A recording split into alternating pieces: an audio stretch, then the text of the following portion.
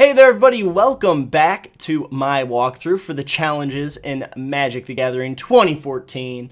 Today we're going to be taking on Gird for War. So we're going to jump in here. This one is pretty self-explanatory, but there's a couple things that you should be aware of, and there's a couple things that this is trying to teach us. Our opponent has powerful defenses. Use your equipment to win this turn. You can attach equipment to creatures you control to give them benefits. Now looking at the board state, it looks like we've got 4 walking corpses over on the other side of the field, a 2/2 for 2. We've got a similar situation over here with Silvercoat Lion, which is a 2/2 for 2 as well. 9 mana up on the other side of the battlefield, but 0 cards in hand, so we don't have to worry about that. And the most important thing, we've got 9 mana, and the most important thing to realize with this challenge is that these are essentially sorceries at this point. Equipments are pretty cool because they fall off of killed creatures, you can reattach them. Once you have them down, they only cost the equipment cost. But since we have to win this turn, we need to look at each one of these as a cumulative mana cost, a CMC of, in this case, 3. We have to add what the actual casting cost is to the equipment cost to figure out what we actually have to spend. And that is the crux of this one. That's the hardest part of this one. Like this costs 3, this costs 3, this one's 4, 4, and 5. So that's just the way we have to look at things. The other part of this, of course, is figuring out which combination of these is most powerful. Because even though I think we could play all of them just given their casting costs, then we wouldn't be able to equip any of them. So we have to pick which ones of these are most effective to equip to our creatures. Now, the first one that we want to take a look at, you can really attach them in any order except for this one.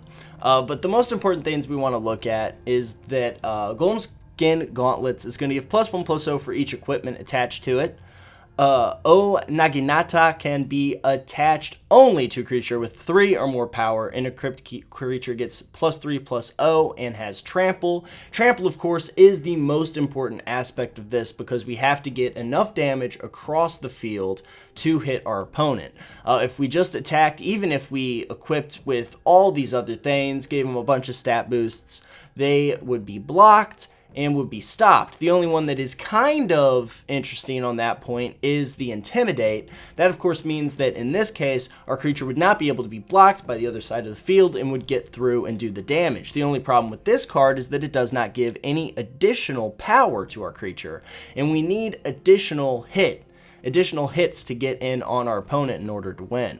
The other one that's kind of tempting is Double Strike, but the fact that this costs 5 makes it a little cost prohibitive. And of course we would want this to be on there as well so that the trample Double Strike damage would be dealt.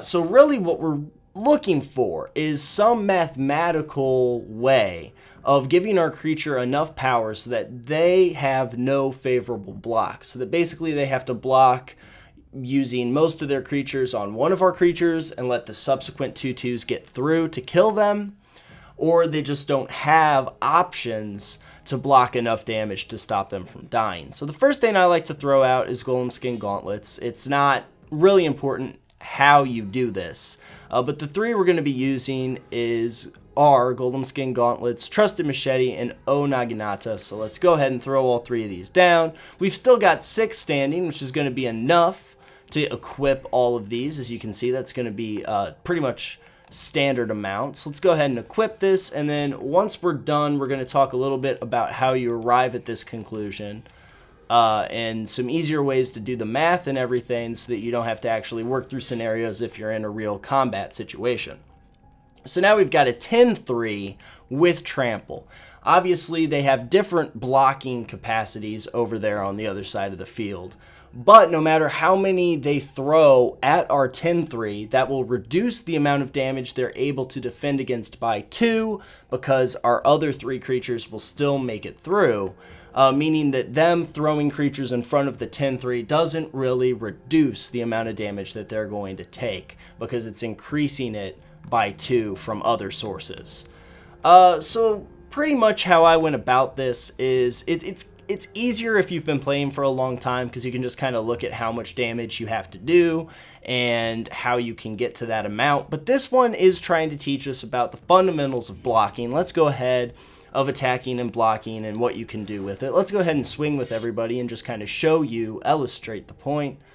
Now, there aren't really any favorable blocks here. We'll go ahead and pick this, stop the timer, and as you can see, they're still taking 2 damage from this. They're going to be taking the full 8 just from the way that the trample works. And so this challenge is really trying to show us how we can apply pressure to our opponent and make them not have favorable blocks. Because of course they're going to be stopping 4 damage from our 10, but then we're getting the extra 2 through over here, and that is going to be enough to get to this 8 that we want to get to. So let's go ahead and finish that out. View the battlefield again real quickly. We only have the 1/2/2 left because our creature didn't have first strike or anything like that. But as I was saying, I mean, it's really kind of a self-explanatory challenge. The only thing that is kind of tempting is the Intimidate, of course, because that would get the damage through without any blockers. But the thing with that is that it would allow the other 3 to block our other creatures, and the fact that it doesn't give additional power makes that unfavorable. This one, +1/+1, we play too many cards in order for that to really be super useful. Golden Skin Gauntlets is going to give a bigger boost because we're going to attach it with 3, so it's going to be the +3 there. And Equipped Creature gets +2/+1, and the casting cost from Golden Skin Gauntlets makes it better than Plate. The stat boost would be the same. So it's basically just a matter of doing the math and figuring out how to force your opponent into unfavorable blocks. So it's actually a pretty good challenge to illustrate that point. Not too difficult, but still worth going over. Thanks a lot for watching, guys. I hope you enjoyed this episode, and I will see you next time.